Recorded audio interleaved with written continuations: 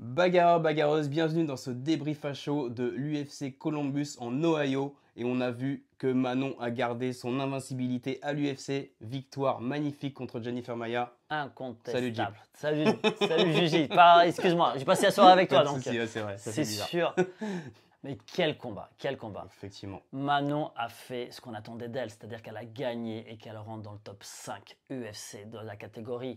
Elle devient l'une des plus grandes combattantes de MMA de la planète, tout Effectivement. simplement. Comme on l'attendait, top 4, Jennifer Maia, c'était du très très Ouais. lourd et elle l'a dominé. Et on va voir ça round par round tout de suite. Jeep. On commence par le premier. Exactement. Et dès le premier round, Manon s'est mis en mode the best. Donc, En mode Super Saiyan. on l'a reconnu direct, c'est ça.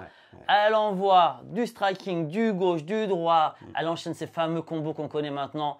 Bras avant, bras arrière, crochet droit, side kick. Effectivement. Je Très tourne, mobile, très elle a mobile. tourné en position karatéka. Latéral, Ouais, je ouais. bouge, j'empêche l'autre d'avancer sur moi. Effectivement. Je me déplace, je prends peu de coups, j'en envoie plus que quand j'en reçois.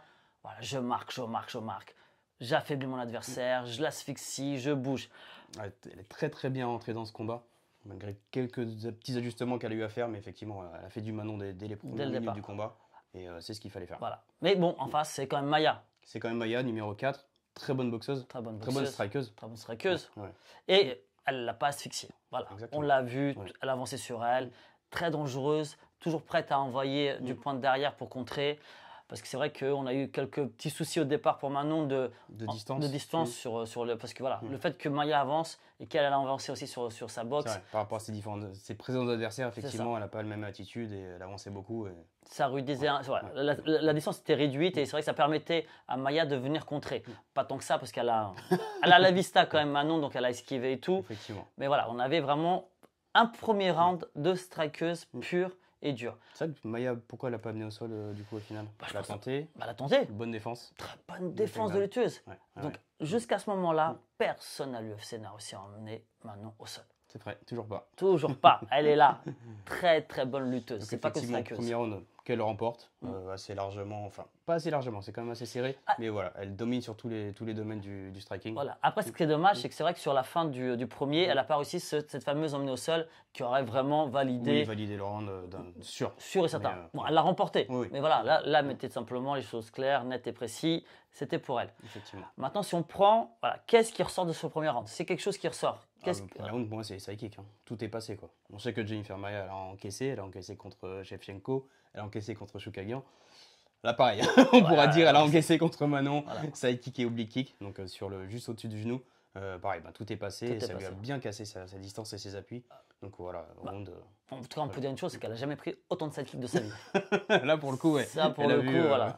tous les modes du sidekick.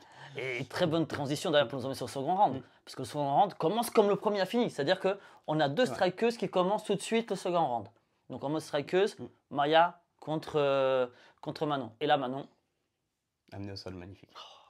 Il faut que tu l'expliques pour ceux qui ne l'ont pas encore vu. Elle est magnifique. Contrôle sous les aisselles, le bras par-dessus, donc overhook, et hop, elle l'amène, projection de judo. Position du judo. Projection d'école. Avec qui elle a travaillé le judo? Laetitia Blo, entre autres. Sûrement. Mais sûrement, donc ouais. amenée au sol, donc ce qu'il fallait faire, effectivement, elle sécurise. Après, on voit que Maia au sol, elle ferme la garde tout de suite.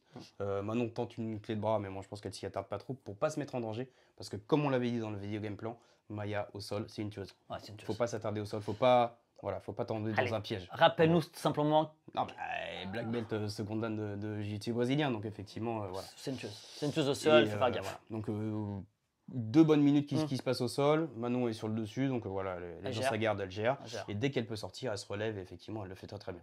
Très très bien. Là derrière, forcément Maia, elle est en retard. Qu'est-ce qu'elle se dit? Il faut que j'amène au sol. faut que j'emmène seul. Elle réussit à l'emmener au sol. 3 secondes après, Manon est debout. Donc voilà, ça c'est réglé. Là, Maia, elle essaie de le ramener au sol. Qu'est-ce qu'elle fait, Manon? Elle la contre. Ouais, elle la contre. Ouais. Et pareil que la première fois, elle s'attarde pas. Elle se relève quasiment aussitôt. On repart en strike. Sauf que là, forcément, l'autre, Maia, sait qu'elle est en retard, donc voilà. Ouais, elle commence à attaquer. Elle attaque fort. Ouais. Et là, Manon, contrairement au premier round, déjà, là, les distances de boxe, voilà. sont un peu mieux gérées, elle a trouvé sa distance. Je pense que voilà, ça marche mieux. Voilà. Elle a trouvé sa distance, effectivement. Le striking n'est pas le même. Pas le même. Après, il y a eu 2-3 minutes de lutte dans le round, donc ouais. effectivement, peut-être que voilà, elle n'a pas les mêmes La même sensation dans les bras, dans les jambes, c'est peut-être un peu plus lourd. Mais effectivement. Et il y a aussi un troisième takedown. Troisième takedown. Troisième. Qui valide le round pour nous. Clairement. Même si en sortie, elle prend quand même ce petit high kick. Ce gros high kick. Ce gros high kick. On a vu qu'elle encaissait au final. Donc c'est aussi une bonne information. Très bonne information, c'est-à-dire qu'elle le prend et derrière elle le gère super bien. Elle le gère super bien, elle tourne. Elle tourne. Elle se jette pas. Maya, elle essaie de coller pour ramener et sécuriser le round, mais malgré tout, ça ne suffit pas. Ça y est. Et voilà. Le cerveau, il est irrigué. Le cerveau était irrigué, donc elle a compris tout de suite. Elle tourne, elle sait qu'elle doit récupérer, elle sait qu'elle a pris le coup. Et surtout derrière, elle va quand même marquer encore des points. Clairement. Et là, on sait qu'elle a 2-0 et elle sécurise le deuxième round d'une façon magnifique. Parce que c'est plus en striking, elle l'a amené sur son terrain. Et ce qu'elle voulait faire, les takedowns, les amener au sol. Donc, qu'est-ce qui marque, grosso modo, qu'est-ce qui marque ce second round? Elle a dominé en lutte. En lutte du jamais vu. C'est-à-dire que là, on l'avait déjà vu déjà contre Bueno Silva sur le troisième combat. Et là, elle confirme contre Maya. C'est-à-dire que voilà, là, elle passe un niveau au-dessus, elle est en train de dire simplement. C'est du top 5, quoi. C'est top 5. Il faut le rappeler, quoi. C'est du top 5 et voilà, c'est pas n'importe qui. Et donc là, voilà. Grosse progression, grosse progression, encore une fois, de Manon. Troisième. On arrive dans le troisième round. Et là, tu te dis, mais qu'est-ce qui va encore se passer? Qu'est-ce qui va se passer? Soit elle sécurise, soit elle gagne le combat, elle est déjà à 2-0. À part un KO, je pense que voilà, elle reste plus grand-chose. Et là, elle repart en striking, mais avec un autre striking. Elle est même plus fraîche que dans le premier round. Le show Le show Le show. Et là, en plus, elle nous met du show. Elle nous met du coup de genou sauté. Coup de coude. Coup de coude. Coup de coude quand elle rentre. 1-2 coups de coude, ce qu'on n'avait pas vu au premier round.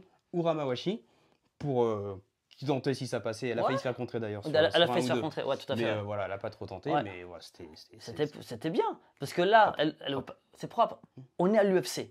Et je pense qu'elle a compris ce qu'attendait l'UFC d'elle. C'est ça. Si tu rentres dans le top 5, il faut aussi du show. Il faut du show. Exactement. Il faut faire vibrer. Il faut nous faire vibrer. Il faut nous faire vibrer. Et tu nous as fait vibrer. Et on te remercie parce que franchement, tu as tout fait. Et tu as fait vibrer aussi les Américains. Ils vont vouloir te revoir. Clairement. Et là, à la fin, on vient te demander contre qui contre qui. Nous, on attendait quelqu'un. Ouais. Moi, je suis un peu déçu personnellement, comme on l'avait dit dans l'introduction des vidéos. Nous, on voulait quelqu'un d'autre. Ouais. Et on voulait Valentina. Ouais, on voulait Valentina. Elle a appelé la numéro 2, donc Kathleen Chookagian. C'est pas illogique. Un beau combat aussi. Oui, c'est un très beau combat. Et c'est pas illogique, c'est la numéro 2. Il faudra qu'on se fasse une vidéo du coup, analyse du game plan. Forcément. Aldric, si tu veux venir nous voir pour parler game plan, c'est ouvert. C'est un grand plaisir. C'est un grand plaisir. Tu sais tout le bien qu'on pense de toi. Mais là, pour revenir, c'est vrai que pourquoi nous pensait Valentina plutôt que Chookagian, c'est simplement que Valentina, elle a balayé un peu tout le monde. Elle a battu tout le monde dans le top 5. Et on pouvait penser qu'elle n'aurait pas dit non à Manon. Ah, elle n'aurait pas dit non à Manon. Tu vois, c'est ce qu'on peut penser. Je ne sais pas le planning, elle est peut-être bookée. Après, Chookagian, c'est pas non plus illogique parce qu'elle a battu 2 fois Maya.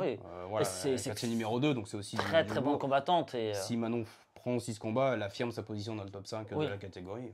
C'est pas illogique après non plus dans la progression, peut-être avant d'aller peut-être combattre, en effet, peut-être il y a besoin encore d'un combat pour assurer encore quelque chose, travailler. C'est ce qu'on peut penser. Il y a encore peut-être besoin de mettre en place encore quelques petites choses, confirmer certaines choses. Oui, il faut qu'elle continue à travailler aussi. Elle l'a dit, hein. Le meilleur, on l'a pas encore vu, on reste à venir. Et là, on a hâte de voir le meilleur. Et le meilleur, moi je sais où il est. Hein. Il est là, il est là. Ouais, exactement.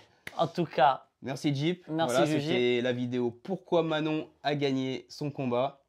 Vous avez toutes les réponses, round par round. N'hésitez pas à venir commenter, partager le lien à la vidéo. Et on se retrouve très bientôt pour une prochaine vidéo. Merci à tous de nous avoir suivis.